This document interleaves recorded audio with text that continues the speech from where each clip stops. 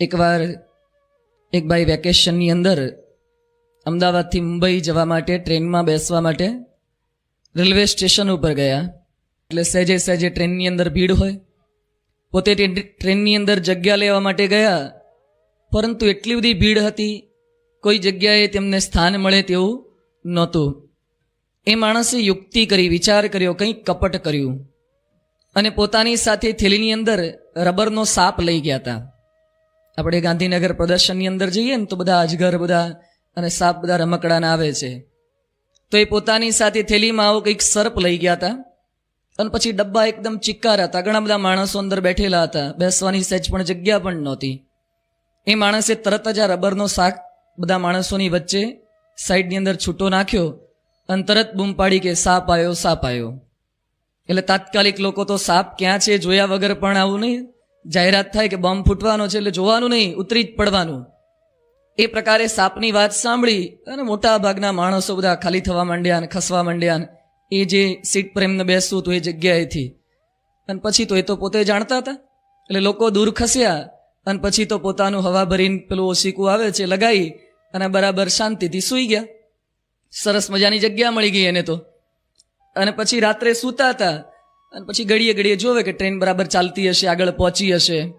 સવાર થયું અને પછી પ્રભાત થયું, બરાબર અજવાળું થયું. એટલે લોકો ત્યાં ફરતા હોય એટલે એણે કોકને પૂછ્યું કે શું મુંબઈ આવી ગયું? ના, કે આ તો અમદાવાદ જ છે. એ આખી રાત પસાર થઈ ગઈ ને અમદાવાદનું અમદાવાદ કેમ? એ કે સાહેબ રાત્રે એવું થયું ને ટ્રેન ઉપડવાની હતી, એ જ વખતે આ ડબ્બાની અંદર સાપ નીકળ્યો એટલે રેલવેના અધિકારીઓએ નિર્ણય લીધો કે આ ડબ્બાને કાપીને બીજો નવો જોડી દઈએ. એટલે આ ડબ્બાને અહીંયા રાખ્યો છે અને બીજો નવો જોડીને લઈ ગયા છે. જગ્યા મળી ગઈ પણ ત્યાં સૂઈ રહેવાનું થયું. કંઈ કપટ કરવા ગયા તો છેવટે પોતે ચપટ થઈ ગયા. આ લોકની અંદર માણસ કપટ કરીને કોઈકને છેતરીને પોતે સુખી થવાનો પ્રયત્ન કરે છે. કદાચ એમાં તો થોડું ઘણું ફાવી જઈએ, પરંતુ ભગવાન અને સંત સાથે જ્યારે કપટ કરવા જાય છે, ભગવાન તો બહુ કામિલ કાબિલ સબ હુનર તેરે હાથ. ભગવાન બહુ બુદ્ધિશાળી છે. આપણા કરતાં તેઓની મેધા, બુદ્ધિ, પ્રતિભા, પ્રવીણતા ઘણું બધું શ્રેષ્ઠ છે. છતાં પણ ભગવાન અને સંત આપણી બધી નાલાયકી ચલાવી લે છે ઘણીવાર. એ જાણે છે છતાં પણ આપણી અવળાઈ એ ઘણીવાર ચલાવી લેતા હોય છે. અહીંયા કંઈક એવું કપટ એ સતીએ શિવજી સમક્ષ કર્યું છે. તુલસીદાસ ખૂબ જ આબેહૂબ વર્ણન કરી રહ્યા છે કે રામની પરીક્ષા લેવા માટે પોતે પધાર્યા. શિવે ઘણા સમજાવ્યા છતાં પણ પોતે માનતા નથી. શિવ ના પાડે છે કે સાક્ષાત પરમાત્મા છે, તેઓની કસોટી ન હોય. છતાં પણ સતીના મનની અંદર આ ભાવના એકવાર જાગૃત થઈ, અહંકાર એ પ્રજ્વલિત થયો છે, પરીક્ષા લીધા વગર રહી શકતા નથી. છેવટે ત્યાં પહોંચ્યા, કપટ કર્યું, પાછા આવ્યા. શિવ પૂછે છે કે બરાબર ભગવાનની પરીક્ષા લીધી? તે સમયે પણ પાછા અસત્યનું ઉચ્ચારણ કરે છે કે મેં કાંઈ પરીક્ષા લીધી નથી, મેં પણ આપની જેમ ખૂબ જ ભાવપૂર્વક ભગવાનના દર્શન જ કર્યા છે. શિવ આ જાણી ગયા, શિવ કપટ જાણી ગયા છે. છતાં પણ શિવ શું બોલ્યા? હરિ ઈચ્છા ભાવી બલવાના, હૃદય વિચારત શંભુ સુજાના. ભગવાનની ઈચ્છા કપટ જાણી ગયા છતાં પણ શિવજી એની સાથે કોઈ બીજો વર્તનમાં ફેરફાર કે સતીને પોતે ખખડાવી નાખતા નથી. શિવમાંથી આ બધા ઘણા બધા ગુણો શીખવા જેવા છે. ઘણા લોકો ગાંજો પીવે ને ભાંગ પીવે, પૂછીએ શા માટે? એ કે શિવજી પણ પીતા હતા એટલે. તો શિવજીએ તો વિષપાન પણ કર્યું હતું. પહેલાં વિષપાન કરો ને પછી ગાંજો ને ભાંગ લગાવજો જીવતા રહો તો. પણ વિષપાન આપણે કરી શકતા નથી અને શિવજીની અંદરથી આ બધું શીખે છે. શિવમાંથી એક કુશળ પતિના લક્ષણ કેવા હોય ને ઘણા શીખવા જેવા છે. આગળ થોડાક આવશે. આદર્શ પતિ તરીકેનું બિરુદ એ શિવજી પૂરું પાડે છે. અહીંયા સતીની ભૂલ થઈ છે, કપટ કર્યું છે, છતાં પણ શિવજી તેઓની સાથે ઉચિત વર્તન કરી રહ્યા છે. પરંતુ શિવે નક્કી કર્યું કે માતાનું સ્વરૂપ, સીતાનું સ્વરૂપ ધારણ કર્યું એટલે પત્ની તુલ્ય તો વ્યવહાર તેઓની સાથે કરી શકાય નહીં. એટલે સતી સાથે કોઈ એવો શારીરિક સંબંધ તો રખાશે નહીં. એટલે શિવ પોતે કૈલાસની અંદર તપ કરવા ચાલી નીકળ્યા છે. ત્યાં આકાશવાણી થાય છે, શિવની વંદના થાય છે. સતીને જાણ થઈ કે મારા કપટનું ફળ મને પ્રાપ્ત થઈ રહ્યું છે. સતીના મનની અંદર ખૂબ જ પીડા થાય છે. શિવ તેઓની સ્થિતિ જોઈ અને કથા કહેવાનો પ્રારંભ કરે છે. છતાં પણ સતીએ કપટ કર્યું છે એટલે મનની અંદર ખૂબ જ મૂંઝવણ રહ્યા કરે છે. શિવજી વડ નીચે પોતે પદ્માસન લગાવી અને ધ્યાનની અંદર બેસી ગયા છે. તુલસીદાસ લખે છે કે 87,000 વર્ષ સુધી તપ કર્યું શિવે. એ સમયે તો હજારો લાખો વર્ષ જીવી શકાતું હતું, એટલે આટલા બધા વર્ષો સુધી તપ કર્યું.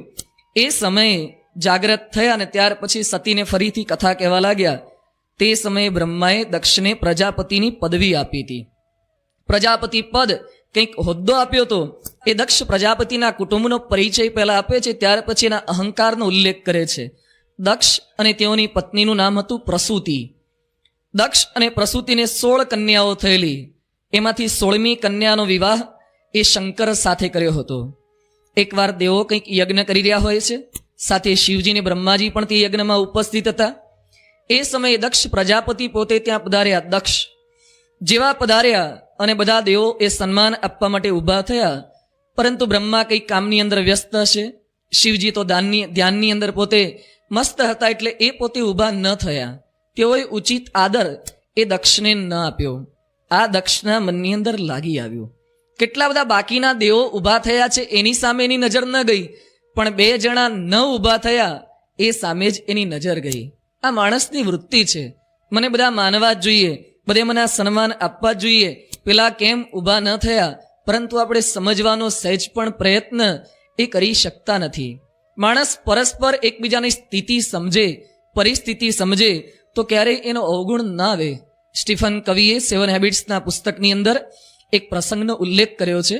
એકવાર એક પિતા પોતાના 2-3 સંતાનોને લઈ અને ટ્રેનમાં મુસાફરી કરી રહ્યા હતા અને કમ્પાર્ટમેન્ટમાં બેઠા હશે. અને દિવાળીના દિવસોની અંદર ઘણા બધા સામે પણ અન્ય પરિવારના સભ્યો, બીજા લોકો પણ પોતાના પરિવાર સાથે મુસાફરી કરી રહ્યા હોય છે. છોકરાઓ નાના હતા, ટ્રેનની અંદર તોફાને ચડ્યા. ટ્રેનની અંદર સામે પેલા બેઠા હોય એ લોકોને પણ ઘડીએ ઘડીએ ડિસ્ટર્બ કરે. એના છોકરા સૂતા હોય તો હેરાનગતિ કરે, બારીએ ટીંગાઈ જાય, બારીમાંથી પેશાબ કરે. આ પ્રમાણે ઘણી બધી હેરાનગતિ આ છોકરાઓ કરવા લાગ્યા. એ સમયે પેલા સામેના કુટુંબવાળા બોલ્યા કે જો તમે છોકરાઓને સાચવી ન શકતા હો તો ટ્રેનની અંદર છોકરાઓને લઈને મુસાફરી શું કરવા કરો છો? આ પ્રમાણે થોડો ઠપકાનો વાત કરી. ત્યાં પેલા ભાઈ એ શું બોલ્યા કે મારી પણ ઈચ્છા છે કે છોકરાઓને વશમાં રાખવું, મારી પણ ઈચ્છા કે છોકરાઓને ઠપકો આપી અને એને કંટ્રોલમાં રાખવું, પણ શું કરું? અઠવાડિયે પહેલાં જ આ છોકરાઓની 3 છોકરાઓની માતા 3ને મૂકી અને મૃત્યુ પામી ગઈ છે. આ છોકરાઓને લઈ અને એના મોસાળની અંદર હું મૂકવા જઉં છું. અને તરત ટ્રેનની અંદર સામે બેઠેલા બધાના ભાવ ફરી ગયા. પેલા અમે બહેરાઓ બેઠા હતા, એ પાર્લે બિસ્કિટ પેલા છોકરાઓને નજીક બોલીને ખવડાવવા લાગ્યા, માથે હાથ ફેરવવા લાગ્યા. બેટા તારી મમ્મી તો ગઈ, પણ અમે બધા તો છીએ જ ને. કે આ પ્રમાણે મીઠી મીઠી વાત કરવા લાગ્યા. શું કઈ તકલીફ છે? બાજુમાં બેસાડવા ગયા, લાડ કરવા લાગ્યા. કેમ તરત વર્તનમાં પરિવર્તન થયું? કંઈક અભિગમ સમજી શક્યા કે ને માતા નથી, એટલે બિચારા છોકરા તોફાન કરે. અમારે તો દીકરાઓને અમે લાડ પ્રેમ કરી શકીએ છીએ, અને કોણ હેત પ્રેમ કરશે? એક સમજવાનો પ્રયત્ન. આપણે આપણા સ્થાનેથી દરેકની મુલવણી ન કરીએ.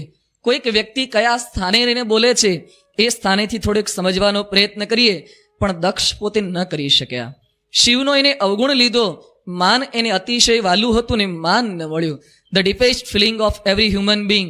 દરેક માણસની શું ઈચ્છા રહ્યા કરે છે? કોઈક મને વખાણે. દરેકને, સાધુ કે ત્યાગી કે ગૃહસ્થ કે દરેકના મનમાં ઊંડે ઊંડે દરેકનું પ્રમાણ થોડું જુદું જુદું હોય, વત્તા ઓછા પ્રમાણની અંદર, પણ કંઈક ને કંઈક આ માત્રાની અંદર કોઈક મને વખાણે, કોઈક મને પૂછે, કોઈક મને બોલાવે. મહંત સ્વામી ઘણી વાર કહે છે કે રોડ પર આપણે જોઈએ મંદિરો આગળ ભિખારી બેઠા હોય છે. એ લોકો પૈસાની ભીખ માગતા હોઈએ છે, આપણે માનની ભીખ માગતા હોઈએ છીએ. આપણે બધા માનના ભિખારી છીએ. એક વાડકો લઈને ફરતા જ હોય, કોઈક મને સહેજ માન આપી દે. સતત માનની ભીખ આપણે માગતા જ હોઈએ છીએ. નાના હતા ત્યારે પાઠ્યપુસ્તકમાં પાઠ આવતો તો કાગડાનો ને શિયાળનો. કાગડાના હાથમાં પૂરી હોય છે અને શિયાળ જઈને શું પ્રયત્ન કરે છે? એને ખબર પડી કે પૂરી પડાવી છે, પણ પૂરી આવે કઈ રીતે? કાગડાના વખાણ કરવાના શરૂઆત કર્યા કે વાહ, તમે તો જન્મંગલ નામાવલીનો પાઠ સરસ કરો છો ને, કંઈક નહીં મયુર કંઠસ્થ કરો છો ને, એ કે બોલી બતાવો તો જરા. કાગડાને તો મોઢામાં પૂરી હતી, પણ સહેજ અભિમાન આવી ગયું કે વાહ, કે હું આવડો નાનો છતાં પણ આવો પાઠ કરી શકું છું. અને પછી તો શિયાળે કીધું કે તમે તો સારું ગાઓ છો, મેં વાત સાંભળી, હમણાં આકાશવાણી પરથી માલકોન્સમાં તમારું ગીત રજૂ થયું હતું કંઈ. અને કાગડાને ખરેખર થયું કે આપણે તો માલકોન્સ અવાજની અંદર ગાઈ શકીએ છીએ. અને પછી શરૂ કર્યું, પગ ઘુંઘરું બાંધ, અને ઘુંઘરુની વાત કરવા ગયા તો એના મોઢામાંથી પૂરી છટકી ગઈ. શિયાળ લઈને ટાટા બાય બાય આવજો કહીને જતું રહ્યું. સહેજ માન મળ્યું, પ્રશંસા મળી. એટલે કોઈ પણ માણસ એ પ્રશંસાનો ભિખારી છે. અહીંયા પણ દક્ષ એ પ્રશંસાના ભિખારી હતા. એને માન ન મળ્યું, અપમાન થયું, એટલે અતિશય પોતે ક્રોધાયમાન થઈ ગયા છે, અપમાન કરવા લાગ્યા. શિવનું અપમાન કરે છે, પોતાના જમાઈનું અપમાન કરે છે. એની દીકરી શિવના ઘરે તો આપી છે સતીને, છતાં પણ અપમાન કરતા શું બોલ્યા કે શિવ તો નિર્લજ્જ છે, એની વાંદરા જેવી મરકટ જેવી આંખો છે, કોઈ શુદ્ર માણસને વેદ ભણાવે એવું કામ મેં મારી સતીને આ શિવ સાથે પરણાવીને કર્યું છે. અપવિત્ર છે, અપવિત્ર ભસ્મ પોતાના શરીર પર લગાવે છે, હાડકાના તો ઘરેણા પહેરે છે. આ પ્રમાણે દક્ષે પોતાના જમાઈનું ઘોર અપમાન કર્યું અને પછી બોલ્યા કે આ તો બ્રહ્માના કહેવાથી મેં મારી દીકરીને શિવ સાથે પરણાવી. આ પ્રમાણે દક્ષ એ શિવનું અપમાન કરવા લાગ્યા. પ્રમુખ સ્વામી મહારાજ ઘણીવાર આ પ્રસંગનો ઉલ્લેખ કરીને કહે છે કે જ્યારે છોકરીને પરણાઈ એ પહેલાં જમાઈનું મોઢું જોયું નહોતું, તો હવે અપમાન કરવા બેઠા છો. શિવનું મોઢું તો જોયું હતું ને, એ વખતે કેમ ખબર ન પડી? એ વખતે તો શિવ સારા લાગ્યા હતા, પરંતુ અત્યારે પોતાનું માન ન સચવાયું, અપમાનનો પ્રસંગ આવ્યો, પગ નીચે રેલો આવ્યો, એટલે આ બધા પ્રસંગ એ સર્જાયા. પછી તો દક્ષનું અપમાન થયું એટલે બ્રહ્માજીનું પણ પોતે અપમાન કરવા લાગ્યા. એ કે આ બ્રહ્માને લીધે જ આ સંબંધ બાંધ્યો. બ્રહ્માજી વચેટિયા થયા ને એમાંય દુખાયું. બહુ જ્યાં ત્યાં પડવું નહીં, વચેટિયા થવું નહીં. ક્યાંક કોકનું એની જાતે ગોઠવાઈ જતું હોય ગોઠવા દેવો. ઘણા ટેવ હોય છે, આખા ગામમાં કોણ કુંવારું છે નોંધ્યા કરશે કે આપણે ગોઠવાઈ જે કંઈ પુણ્ય થયું, ક્યારેક પુણ્ય થશે ને આગુ પાછું થશે ને તો આપણા ઉપર આવશે. આ બ્રહ્માજી વચ્ચે સવાદ લેવા ગયા હતા, અત્યારે એમનો પણ મરો થાય છે. એ કે બ્રહ્માજી હરખું મને ગોતી ના આપ્યું એટલે જ આ બધી તકલીફ પડી છે. અપજશના પોટલા એ બ્રહ્માજીને માથે પણ આવી રહ્યા છે. દક્ષે અપમાન કર્યું, છતાં પણ શિવ સ્થિર રહ્યા. શિવ સહેજ પણ ડગ્યા નહીં, કારણ કે શિવના મસ્તક ઉપર જ્ઞાન ગંગા છે. ગંગાજીની વાત આપણે આગળ જોઈશું કે શિવના મસ્તક ઉપર ગંગાનું અવતરણ થયું હતું. જેના મસ્તક ઉપર જ્ઞાનરૂપી ગંગા હોય એ માણસ ગમે તેટલા અપમાનની વચ્ચે પણ સ્થિર રહી શકે. સાંઈ બાપા ઘણીવાર ફૂલદોલ કે જન્મજયંતિના ઉત્સવમાં કાર્યકરોને જ્યારે આશીર્વાદ આપતા હોય ત્યારે સ્વામીશ્રી ઘણીવાર કહે છે કે આપણે સેવા કરવાની પણ માથે બરફની પાટ મૂકીને કરવાની. બરફની પાટ મૂકી હોય એટલે શું થાય? કોઈ ગમે તેટલા શબ્દો મારી જાય, અપમાન કરે, છતાં પણ આપણા માથું તપી ના જાય, ઠંડુ રહે. બરફની પાટ શિવના મસ્તક ઉપર એવી ગંગાની પાટ છે, જ્ઞાનરૂપી ગંગા છે. એટલે આટલું બધું અપમાન થયું, છતાં પણ પોતે ડગતા નથી. પણ દક્ષે હજુ મનમાં રાખ્યું કે મારે શિવનો બદલો તો લેવો છે, યજ્ઞ કરવો છે. એ યજ્ઞની અંદર શિવને ભાગ ન મળે તેવું આયોજન એ મારે કરવું છે. 1000 વર્ષ ચાલે તેવો યજ્ઞ કર્યો.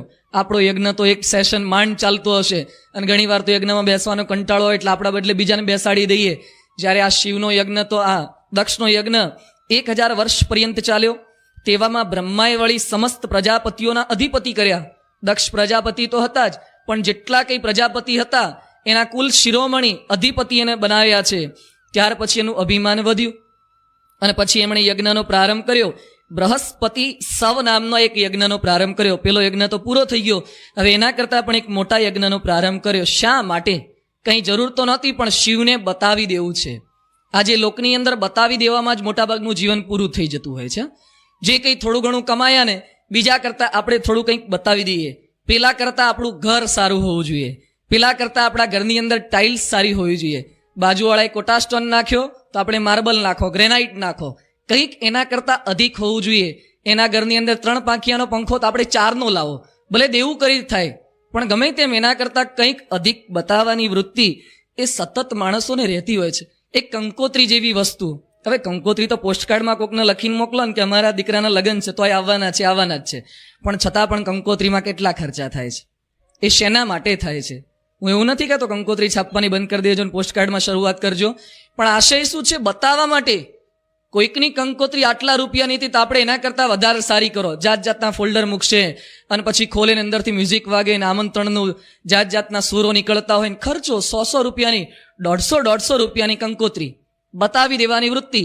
લગ્ન થતી વખતે પણ જાન જતી હોય વખતે ફટાકડા ફોડવાના. પેલા એ 10,000ના ફોડ્યા તો આપણે 50,000ના ફટાકડા ફોડો. મોટા મોટા લક્ષ્મી મિત્તલની દીકરીના લગ્ન હતા 1.5 કરોડના તો ફટાકડા ફોડે છે માણસો. જાત જાતની લાઇટિંગ કરે છે. શેના માટે? ફટાકડા ના ફોડે, છોકરી કંઈ પરણીને જવાની નથી, પણ છતાં પણ કોઈકને બતાવી દેવું, સતત કોઈકને બતાવી દેવાની વૃત્તિ એ રહ્યા જ કરે છે. દેવું કરીને પણ કોઈકને બતાવીએ. કોઈક આપણને પૂછે કે તમે તો હોટલમાં ખાતા જ નથી, એટલે આપણે બતાવવા માટે પણ પૈસા ના હોય, સગવડ ના હોય, છતાં પણ હોટલમાં ખાવા જશે. ના કે અમે કમ નથી, અમે ખાઈ શકીએ બી, અમારી આર્થિક સ્થિતિ તો છે. બતાવવા માટે બધું માણસો કરે છે. એની મોબાઈલ રાખવાની ત્રેવડ કોઈ રીતે હોય જ નહીં. મોબાઈલનું 500 રૂપિયાનું 250 રૂપિયાનું બિલ મહિને પોસાયું હોય જ નહીં, પણ બધા મોબાઈલ રાખે એટલે મારે કામ હોય કે ના હોય મોબાઈલ રાખવો જ.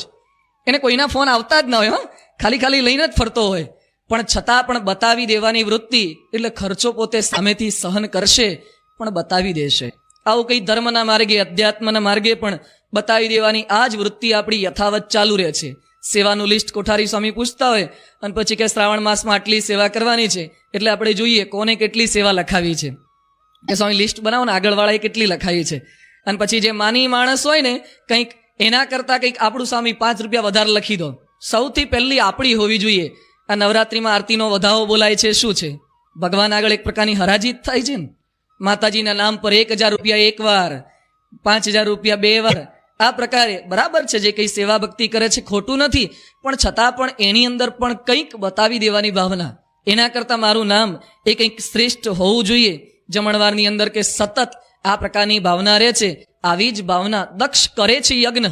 યજ્ઞ સાચી વસ્તુ છે, હિન્દુ સંસ્કૃતિનું પ્રતીક છે. ભગવાન દેવો એનાથી પ્રસન્ન થાય છે, પણ કેવી ભાવના છે? ખોરી ભાવના છે. એના કરતાં કંઈક અધિક વધી જવાની ભાવના. કોકે પેલો પાણી પીને ઉપવાસ કર્યો તો આપણે નિર્જળા કરવું છે, પેલા એ સામાન્ય દાણા પાણા કાચા કર્યા આપણે પાકા કરવા છે. કંઈક એના કરતાં અધિક કરી બતાવું, તપ વ્રત બધું એના કરતાં અધિક કરી બતાવું. કરો ખરા, પણ આવી ભાવનાથી રહિત થઈને કરવાનું છે, નહીં તો કંઈ જ ફળ મળતું નથી. અહીંયા દક્ષ પ્રજાપતિ થયા, સર્વના અધિપતિ થયા, એટલે માન વધ્યું. તુલસીદાસ શું કહે છે? નહીં કો અસ જન માં જગ માહી, પ્રભુતા પાઈ જાહી મદ નાહી. આ લોકની અંદર એવો કોઈ માણસ જન્મ્યો જ નથી. નહીં કો અસ જન્મા જગમાહી, પ્રભુતા પાઈ જાહી મદ નાહી. કે જેણે પ્રભુતા મળી, સત્તા મળી, અધિકાર મળ્યો અને મદ ન થયો હોય, અહંકાર ન થયો હોય, માન ન વધ્યું હોય, એવો કોઈ માણસ જન્મ્યો નથી. અધિકાર મળે ને ચોક્કસ માન વધે જ. મધ્યના 25મા વતનાવતમાં શ્રીજી મહારાજ કહે છે કે ઘરમાં સામાન્ય અન્ન હોય, પછી વિશેષ મળે. ઘરની અંદર સામાન્ય 1 ઘોડું હોય ત્યારે માન જુદું હોય, ઘરમાં 2 ઘોડા થાય ત્યારે માન જુદું હોય, થોડી ઘણી સત્તા સંપત્તિ વધે ત્યારે એનું માન પણ વધતું જાય છે. આજની ભાષામાં જોવું હોય તો એક સાયકલ ત્યારે થોડુંક માન જુદું હોય, ઘરે બાઇક આવે ત્યારે માન જુદું હોય, ઘરે 4 પૈડાવાળી મોટી ગાડી આવે ત્યારે માન જુદું હોય. જેમ જેમ આપણા ઘરે આર્થિક સંપત્તિ વધતી જાય એમ માનમાં વધારો થતો જાય છે. સાયકલ પર બેઠા પછી જે નિર્માનીપણું રહે છે, બાઇક પર નથી રહેતું. બાઇક પર જે આનંદની અંદર આવી જવાય છે, એમાં જે ઉછળાય છે, અંદરથી અહંકારના ફુવારા છૂટે, એ કોણ જાણે કંઈક આપણને વિશેષ અહંકારની માત્રા એ વધતી જતી હોય છે. ક્લાસની અંદર એને મોનિટર બનાવ્યો હોય ને છોકરાને, હવે 60 જણાનું થોડુંક ધ્યાન રાખવાનું છે, બીજી કંઈ વિશેષ સત્તા આપી નથી, પણ મોનિટરનો અહંકાર જુદા પ્રકારનો હોય. એમાં પણ આખી સ્કૂલનો GS બનાવ્યો હોય તો જાણે આખા છોકરાઓનું સંચાલન એણે જ કરવાનું હોય. એ પ્રકારે CRનો GSનો કેપ પાછો એટલો હોય છે. ગામના સરપંચનો કેપ જુદો હોય, સોસાયટીના પ્રમુખનો કેપ જુદો હોય, ધારાસભ્યનો, મંત્રીનો, CMનો, PMનો, સતત કેટલી બધી ભાવના એ રહ્યા જ કરે છે, અહંકાર વધ્યા જ કરે. એકવાર મંત્રી થઈ જાય પછી ભાવ પણ ન પૂછે. બાકી ઇલેક્શન પહેલા ધારાસભ્ય તરીકે ચૂંટાઈ આવવું હોય ને તો ઘેર ઘેર ફરશે, ભીખ માગશે. હવે તમારી મહેસાણા નગરપાલિકાની આવવાની ચૂંટણી ડિસેમ્બરમાં, કે જોજો બધા કોર્પોરેટરો શું પ્રયત્ન કરશે, ઘેર ઘેર જશે, ભીખ માગશે કે તમારું કામ કરી આપશું, મોટી મોટી માગણીઓ કરશે ને આ પ્રમાણે પ્રાર્થના કરશે, વિનંતી કરશે કે આપણો તો સંબંધ કેટલો સારો છે ને. પછી ઉપર પહોંચ્યા પછી કોઈ જોતા નથી. એકવાર ગાદીનો આ પ્રભાવ છે, ઉપર પહોંચ્યા પછી બધાને ભૂલી જાય છે, સંબંધ માત્ર ભૂલી જવાય છે. દ્રોણ અને દ્રુપદ એ બંને મિત્રો હતા, એક ગુરુના આશ્રમની અંદર ભણતા હતા. સામાન્ય સ્થિતિ દ્રોણની હતી, પેલો કંઈક શક્તિશાળી હતો, સત્તાવાન હતો. અને પછી અભ્યાસ પૂરો થયો અને પછી દ્રુપદને પોતાના બાપ તરફથી રાજગાદી પ્રાપ્ત થઈ. થોડાક વર્ષો વીત્યા અને દ્રોણના મનની અંદર થયું કે આપણો મિત્ર ક્યાંક સેટ થયો હશે, મળવા માટે જઈએ, એ તો રાજા થયો છે. મળવા ગયા અને પછી પેલાએ પૂછ્યું કે કોણ છો? એ કે જે રાજા છે એનો મિત્ર હું છું. અને તરત જ એની પાસે અંદર લઈ ગયા અને જેવા દ્રુપદ પાસે ગયા અને દ્રોણ એકદમ દોડીને બેઠવા જતા હતા, દ્રુપદે અટકાઈ દીધા. એ કે સમાને શું મૈત્રી, સમાન હોય ને એની સાથે મૈત્રી થાય. હું ક્યાં ને તું રાખ જેવો ક્યાં, તારી સાથે મારી મૈત્રી કરી તે સંભવી શકે? દ્રોણ કે આપણે ભેગા ભણતા હતા પણ અપમાન કરી નાખ્યું. નહીં કહું વસ જન્મા જગમાહી, પ્રભુતા પાઈ જાહી મદ નાહી. અહંકાર વધી ગયો, કંઈક સત્તાવી પોતાના મિત્રને ઓળખી ન શક્યા. જ્યારે કૃષ્ણ ને સુદામા પણ ભેગા જ ભણતા હતા. કૃષ્ણ ભગવાન પણ દ્વારિકાધીશ બન્યા, સુદા ત્યાં પહોંચ્યો. કૃષ્ણ ભગવાન અહંકાર અંદર ના આવ્યા. નહીં કહું વસ જન્મા જગમાહી, ભગવાનને સંત એનાથી નિર્લેપ રહી શકે. બાકી તો સામાન્ય માણસનું કોઈ ગજુ નથી. માન મળતું હોય એવી જ પ્રવૃત્તિ સતત થયા કરે. ન્યુયોર્કની અંદર સેનેટરની ત્યાં ચૂંટણી હોય, એમાં હર્બાર્ટ લેહમેન કરીને એક માણસ ત્યાં ચૂંટણીમાં ઊભા, 2 વખત તો ચૂંટાયા હતા, સતત 4 વખત તો પોતે ગવર્નર થયા, અને પછી નેક્સ્ટ ઇલેક્શન આવતું તેની અંદર પોતે ઊભા. એ વખતે તેઓની ઉંમર 75 વર્ષની હતી. 75 વર્ષે માણસ ઇલેક્શનમાં ઊભો છે. અને પછી એ વખતે એનો નાનો ભાઈ હતો 65 વર્ષનો. એણે કીધું, ભાઈ આ ઉંમરે શું જરૂર છે, શા માટે તમે ઊભા રહો છો, આપણા ઘરે કંઈ પૈસાની ખોટ નથી. એ વખતે 75 વર્ષનો આ લેહમેન શું કહે છે કે ભાઈ તને શું ખબર પડે, મંત્રી થયા પછી આપણી આગળ પાછળ પાયલોટ કાર ફરતી, ટેન્ટે કરતો, પોલીસની ગાડીઓ ફરતી હોય, સિક્યુરિટી ગાર્ડ્સ ફરતા હોય, આખો કાફલો તે જોયો હોય, એનો રૂવાબને વટ એક વખત અનુભવ્યો હોય તો તને ચૂંટણી લડવાની ચળ કેવી આવે છે ખબર પડે. એકવાર ચળ આવે છે ને, એકવાર માન મળે છે ને, છોડી શકાતું નથી. ધોતિયા ખેંચાય, ટામેટા પડે કે માર પડે, છતાં પણ માણસ એ છોડી શકતો નથી આ વૃત્તિ. ગમે તેટલી મોટી ઉંમર થાય છતાં પણ ઇલેક્શનની અંદર સતત જંપલાવ્યા જ કરે છે. કંઈક માન મળે છે, એ માણસ માનનો ત્યાગ કરી શકતો નથી. કંઈક માણસમાં કળા દે છતાં પણ માણસ માન છોડી શકતો નથી. વિશ્વ પ્રસિદ્ધ સિતાર નવાઝ વિલાયત હુસેન કા અત્યારે જીવે છે માણસ. એને સરકારે થોડાક વર્ષો પહેલા આમંત્રણ આપ્યું કે તમને પદ્મભૂષણ એનાયત કરવો છે. ખૂબ સારા સિતાર વાદક છે, કે પદ્મભૂષણ એનાયત કરવો છે, એટલે પોતે એકદમ ગુસ્સે થઈ ગયા. અને એ વખતે રાષ્ટ્રપતિ અને વાજપેયી પોતે પ્રાઇમ મિનિસ્ટર હતા.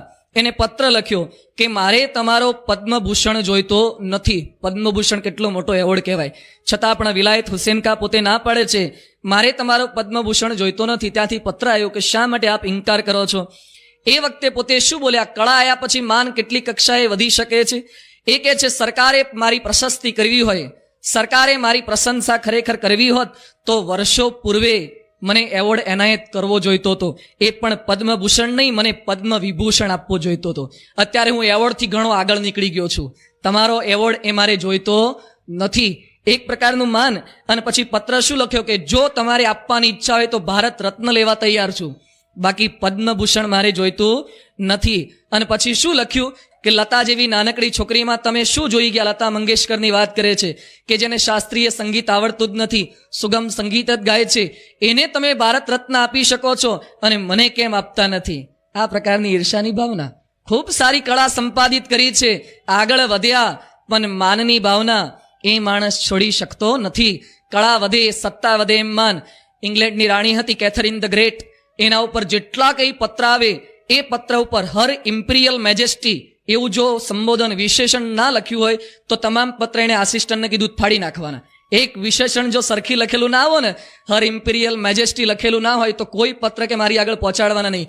જે માણસ મારું યોગ્ય સન્માન નામ આગળ કરી શકતો નથી એના પત્ર વાંચવા માટે મારી પાસે નવરાશ નથી.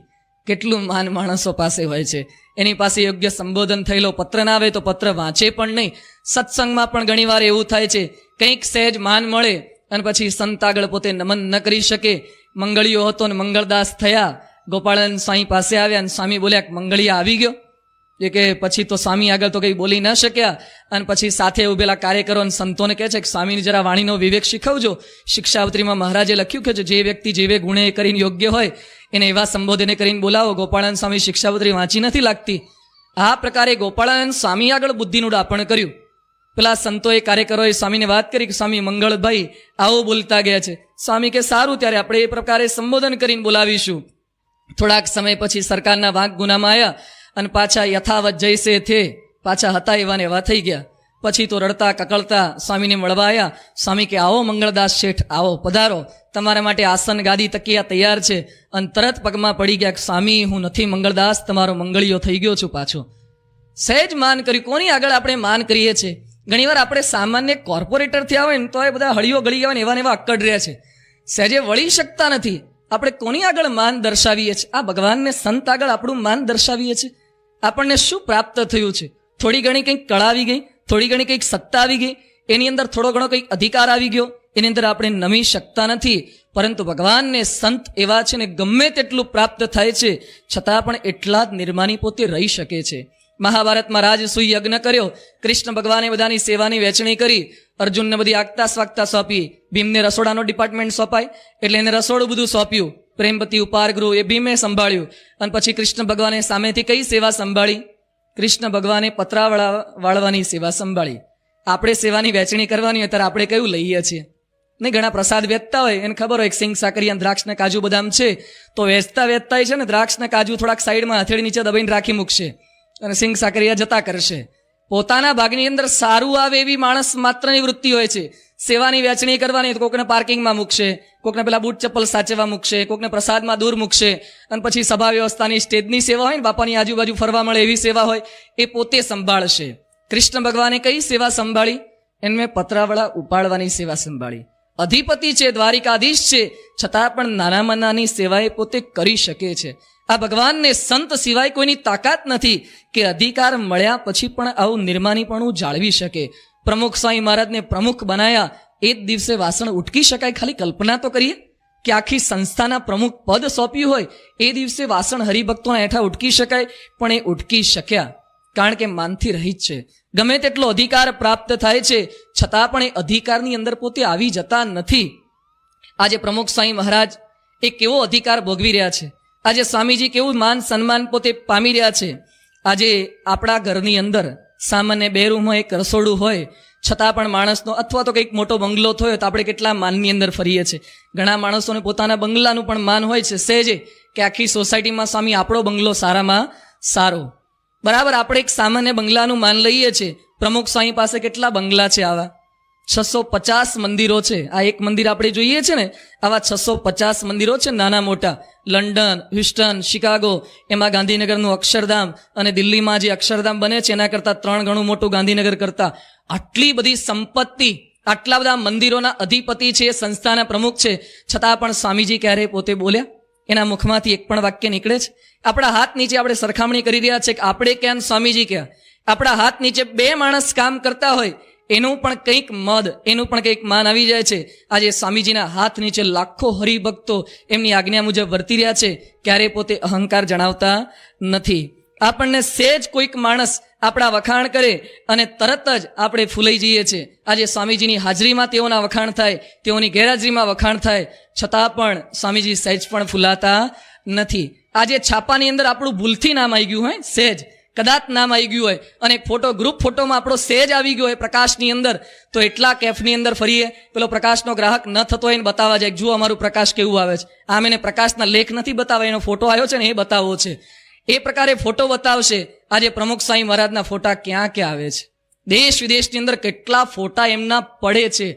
જાત જાતના સારા સારા ફોટા એમના બહાર પડે, લેમિનેશન થયેલા હોય. એમની ઓડિયો કેસેટો બહાર પડે છે, એમની વિડીયો કેસેટો બહાર પડે છે, છતાં પણ સહેજ પણ મુખમાંથી એક શબ્દ એ અહંકારનો નીકળતો નથી. આપણને એક ધારાસભ્ય હાથ મિલાવીને એનો પણ કેફ રહે છે.